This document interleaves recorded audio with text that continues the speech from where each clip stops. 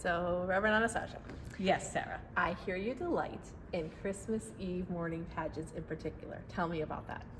So I got delighted and into the Christmas Eve pageant in my last congregation in Indianapolis because when I went there, they'd had a tradition of a Christmas Eve service, and they said, no one really comes. There's about 30 people. You don't have to have Christmas Eve at all. Oh. And I was really surprised. I mean, it's nice to have Christmas Eve off, but I thought, no, this is a really important family tradition. And a lot of people want to come and celebrate the holidays together and have a spiritual time.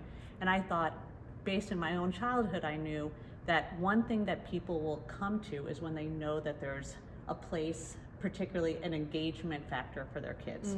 So I said, if we build the pageant as our Christmas Eve tradition, then families will come. And we had to give that a lot of thought because it was the first time the congregation had ever done it. Long history of a humanist congregation, not much connection with Christmas Eve. And so I really thought about the story of Christmas and why it was special.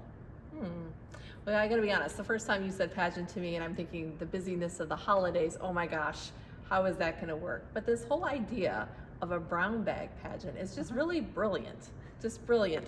The idea that we don't have to have all these rehearsals and elaborate sets and costumes, that there is this joy in walking in an impromptu participation.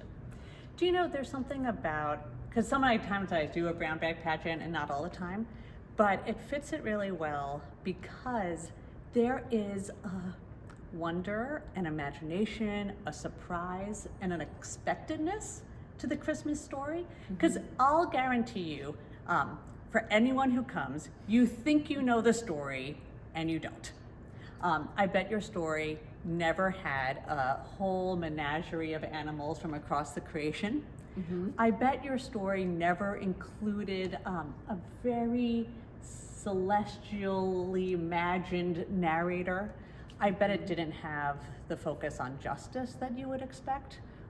It's really a wonderful story for us to tell every year because it's a story about, at first, a family that feels really isolated, going through really hard times in their personal lives and in their society, and they're just trying to get through.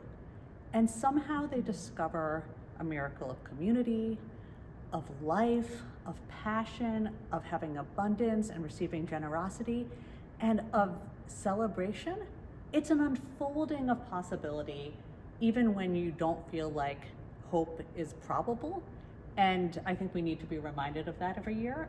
And actually telling the story and bringing it to life reminds us that like we do these things, and it reminds us how to do them. So all about the pageant.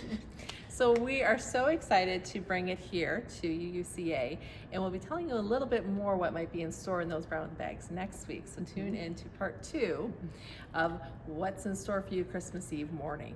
And keep in mind, this is multi-generational, intergenerational possibilities of acting together, being parts together. All gendered possibilities. All gender possibilities. It's just, that's part of the magic and joy. It is. Don't be late. 10 a.m. on Christmas Eve morning.